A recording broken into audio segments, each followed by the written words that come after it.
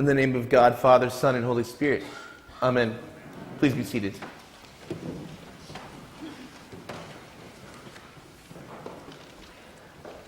Man, there is so much my academic mind wants to unpack in all these three readings.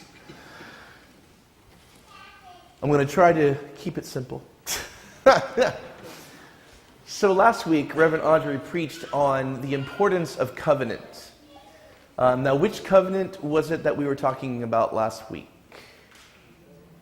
Don't be shy. I heard some mumbling.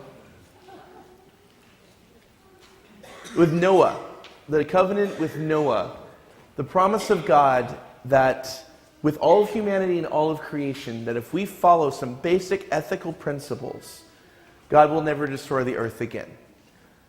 So we're starting out in the lectionary last week, this week, and next week with what I call the hourglass of covenant.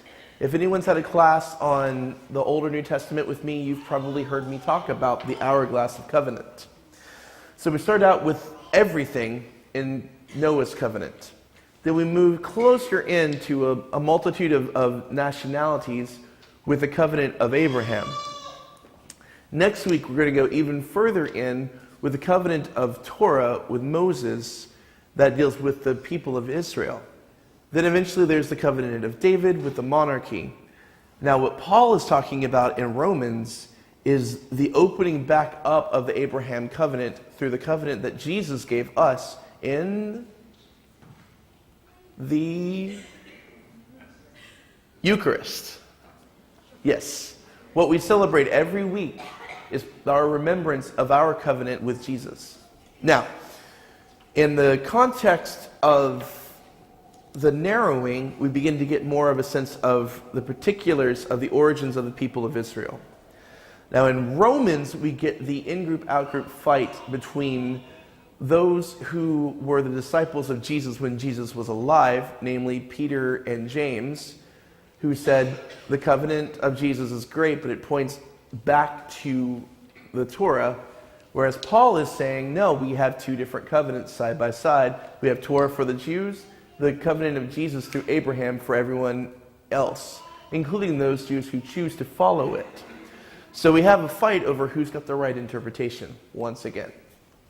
Now, you probably noticed once again in the reading of in the proclamation of the gospel that I pronounced a word with different pronunciation. What word was that?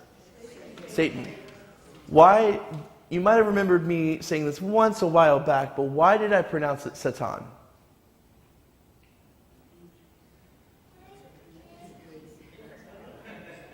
What now? Yes, sorry, hard to understand. That is very true. I did want to shake you up and have you pay attention, because you know me, I like to throw those things in there. No, the reality is, Ha-Satan in Hebrew means the adversary, the prosecuting attorney in heaven. Now, in the book of Job, the intro in the heavenly company, the heavenly kingly court, God's saying, hey, Ha-Satan, have you checked out my servant Job? He's been really faithful to me. And Ha-Satan, who goes around to make sure he catches people in their sins to report it back to God, that was his role, said, yeah, that's great, but that's because you give him all these great things. Take everything away from him and see if he still blesses you. Those of you who know the story of Job know what goes on. Those of you who don't, find me later. It's a long story. So this passage in Mark has always annoyed me because why are you calling Peter Satan? Just before that, Jesus was asking his disciples, who do you say that I am? And Peter, who was known for thinking before speaking and being very shy and very wise with his words, said no one ever, said, you are the Messiah, the Son of God. You are the anointed one promised by God to restore our dignity, to restore our life. Now Jesus is saying that he will have to suffer. And Peter's saying, no, dude, that's not what's going on. You were wrong. How could you suffer and die? You're the Messiah. You're not supposed to die. You're supposed to liberate us from oppression. You're supposed to give us back the resources that have been taken from us over and over and over and over and over again by other empires, including Rome. Has anybody here seen the movie Black Panther? Has anyone not seen it that's worried about spoilers? Raise your hand. Okay. All right. Just making sure I know how much I can tell about the story. I do recommend the movie because it deals with some very important ethical issues that are not unique to that movie but are very poignant. It's what do you do in the situation where one group has resources, another doesn't, and could help that other group. Again, you've heard me talk about Howard Thurman, one of my favorite theologians. And for him, he compared the Jews of Palestine under Rome to African American people under Jim Crow segregation in the United States. It's a pretty apt simile. I forgot where I was going with it in the last sermon, too. I hate when I do this. Yeah, Jesus and the Disinherited. Yes, okay, there we go. I don't know why that trips me up. So notice that the hope for the Anointed One, how everyone understands that, was the hope that God would restore the dignity of an oppressed people. It's the in-group, out-group fight.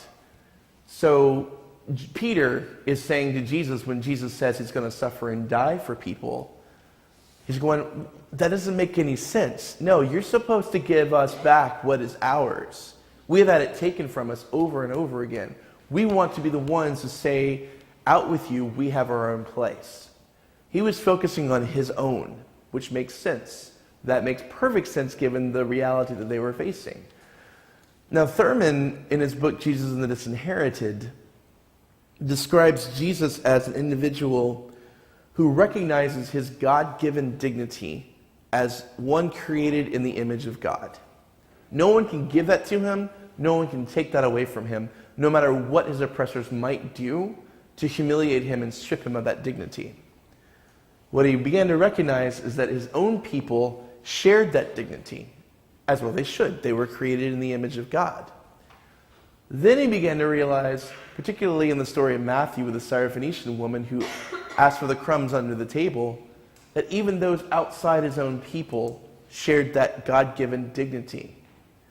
Now, you've all heard of Martin Luther King, and you've heard me say before that Thurman was a main reason why King was introduced to Gandhi's nonviolent protest. King was quoted by saying that until we liberate the oppressors from their own victimhood to the systems that they operate in, we will never truly move forward in the fullness of human dignity on equal sides. I think that's what Jesus was pointing to when he rebuked Peter. Because was Peter accusing Jesus of something? Was Peter tempting Jesus of something? Or perhaps Peter was focused too much on his own concerns and not the broader picture.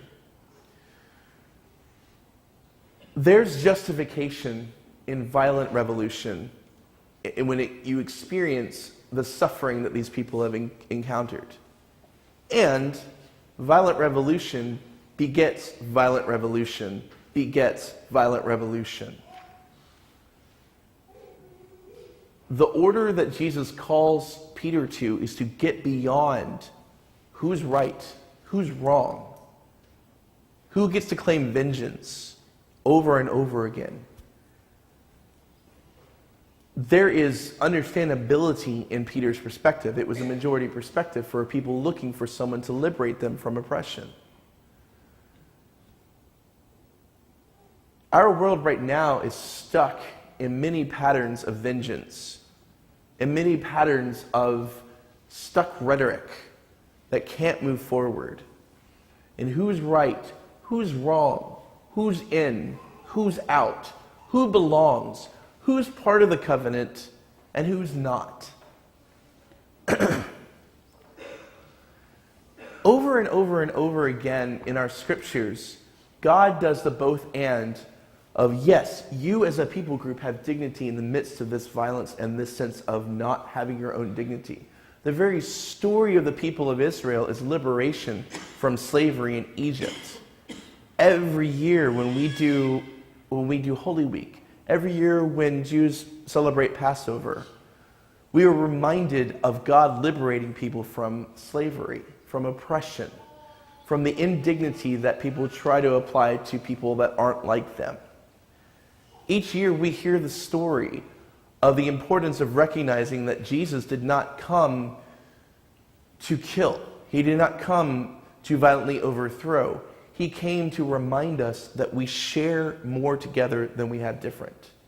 Not to eliminate those differences. After all, each covenant is eternal, as was stated in the reading from Genesis today. Now, when I was thinking about these readings, I was struggling with what to say to you as St. Paul's. Because this message is not one that you struggle with. You are doing the things that Jesus has commanded.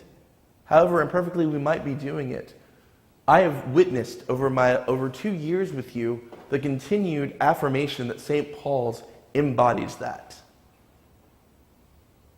The tricky part right now is we're living out this truth as a church in a world that doesn't understand this reality. That is not given the space to understand that reality. We are a witness to that reality. And we are called to share that with the world around us. To take up your cross and follow Jesus doesn't mean flagellate yourself and say how terrible you are. It means recognize that the way of the cross is not one of defeat, but it is one that demonstrates that the power of love can never be killed. The power of resurrection is that story lives on no matter what people do to try to strip us of that dignity, to try to pit us against one another, to try to tell us who's in or who's out. Exactly. What do we do in the world around us to share that witness to the world that we are all in? That our cross to bear is to be that love in a world that seeks arguments, that seeks fights, that refuses to listen deeply to one another. As I was saying in coffee hour beforehand, it's such a wonderful thing to see people with differing theologies, differing opinions, differing politics, serving side by side with love for one another. That is what Jesus is calling us to. That is what Jesus is rebuking Peter for not recognizing. That is what Paul is challenging in the Epistle to the Romans. We have an incredible opportunity to be those witnesses in the world today. It's not about our politics. It's about our love. It's not about our class. It's about our love. It's not about who's in and who's out. It's about our love. I know I've preached this sermon quite a few times in different ways, but it seems to continue to come back. And we continue to need to hear that story as a species, as a community, and as a world.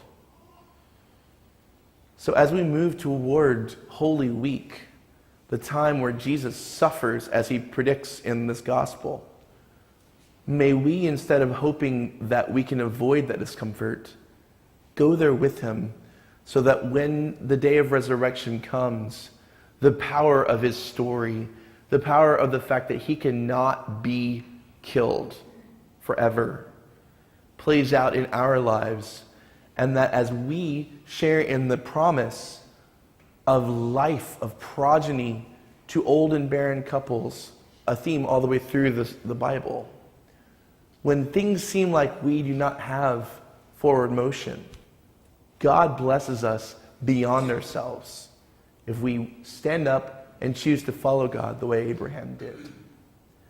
May we be found faithful to that encouragement, that invitation, that witness, that covenant. Amen.